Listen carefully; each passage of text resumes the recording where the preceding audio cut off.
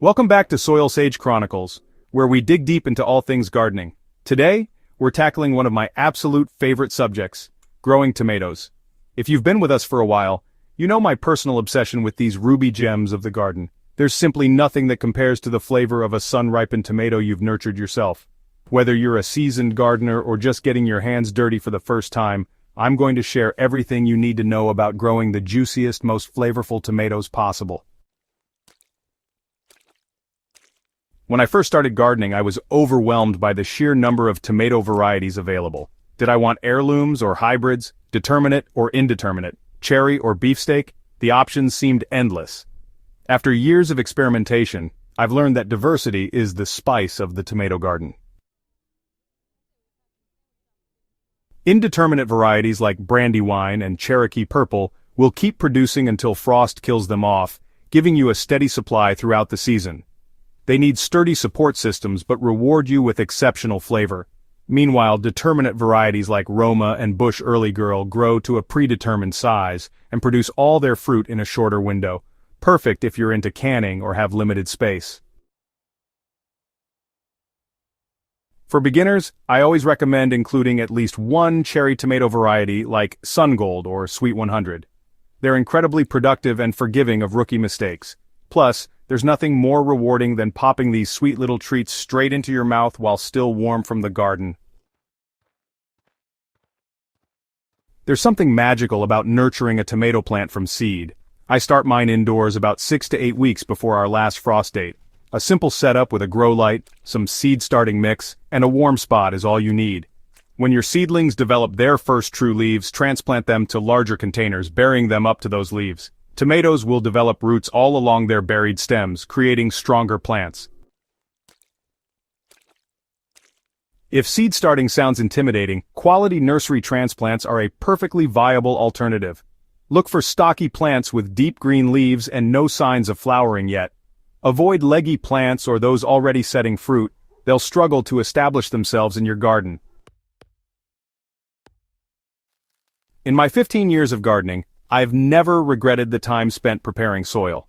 Tomatoes are heavy feeders and thrive in rich, well-draining soil with a pH between 6.0 and 6.8. Before planting, I incorporate plenty of compost and well-rotted manure into my beds. A technique that served me well is digging deeper planting holes and adding a handful of crushed eggshells and a tablespoon of Epsom salt into each one. The calcium from eggshells helps prevent blossom end rot, while the magnesium in Epsom salt supports healthy growth. Some gardeners call this overkill, but my tomatoes don't seem to mind the extra attention. Timing is everything with tomatoes. Plant too early, and a late frost could destroy your hard work. Plant too late, and you'll miss out on prime growing time. I wait until soil temperatures reach at least 60 degrees Fahrenheit, or 15 degrees Celsius, and all danger of frost has passed. When planting, I remove the lower leaves and bury about 2/3 of the stem. Remember what I said about tomatoes rooting along their stems? This creates a stronger root system that can access more nutrients and moisture, especially helpful during those scorching summer days we often face.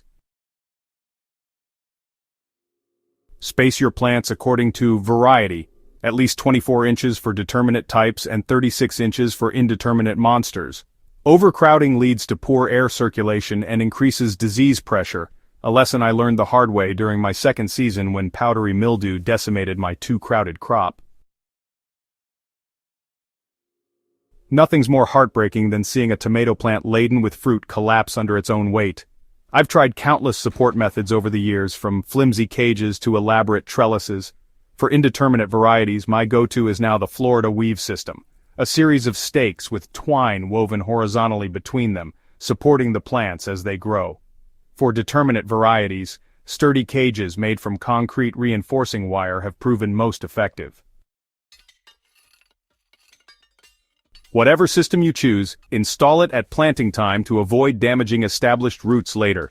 Your future self will thank you when you're harvesting bushels of perfect tomatoes instead of picking rotting fruit off the ground. Inconsistent watering is the enemy of tomato perfection. Too little, and you'll stress your plants. Too much, and you risk diseases and diluted flavor. I aim for deep, infrequent watering that encourages roots to grow downward seeking moisture. A 2 to 3 inch layer of organic mulch around your plants, keeping it away from the stems, helps maintain consistent soil moisture and suppresses weeds. I prefer straw or shredded leaves, which gradually break down and improve soil quality. For those in drought-prone areas, consider installing a drip irrigation system with a timer. It's been a game changer in my garden, delivering water directly to the roots and keeping foliage dry, which helps prevent fungal diseases. Tomatoes transition through different nutritional needs as they grow. During the vegetative stage, they benefit from nitrogen-rich fertilizers to promote lush foliage. Once flowering begins, I switch to fertilizers with higher phosphorus and potassium content to encourage fruit production. My personal approach combines commercial organic tomato fertilizers with homemade compost tea applications every 2 weeks. The compost tea provides beneficial microbes that help your plants access nutrients more efficiently, creating a virtuous cycle of soil and plant health. Even experienced gardeners face tomato troubles. Early blight, septoria leaf spot, and blossom end rot have all visited my garden at various times. Prevention is your best defense. Proper spacing, mulching, watering at the base rather than overhead, and removing lower leaves as plants grow all help minimize disease pressure. For pests like hornworms, I've found that regular garden inspection is key. Every morning, coffee in hand, I check the undersides of leaves for eggs and caterpillars. It's meditative and far more effective than reactively spraying once damage becomes obvious. The reward for all your hard work comes at harvest time. For maximum flavor, allow your tomatoes to fully ripen on the vine. They should feel heavy for their size, with vibrant color and a slight give when gently squeezed. I harvest in the morning when temperatures are cool and sugar content is highest. Don't refrigerate your freshly harvested tomatoes. Cold temperatures destroy their flavor and texture. Instead, store them stem side down on your counter, out of direct sunlight. If you find yourself with more than you can use, consider freezing, canning, or sharing with grateful neighbors. Growing tomatoes connects us to a tradition that spans generations and cultures. Each season in my garden teaches me something new, and I'm grateful for this community where we can share those lessons together. If you've enjoyed this deep dive into tomato growing, please subscribe to Soilsage Chronicles for more gardening insights delivered straight to your inbox. Drop your tomato growing questions and success stories in the comments below. I read everyone and love learning from your experiences too. And if this article helped you, share it with a fellow gardener who might benefit. Until next time, happy growing from my garden to yours.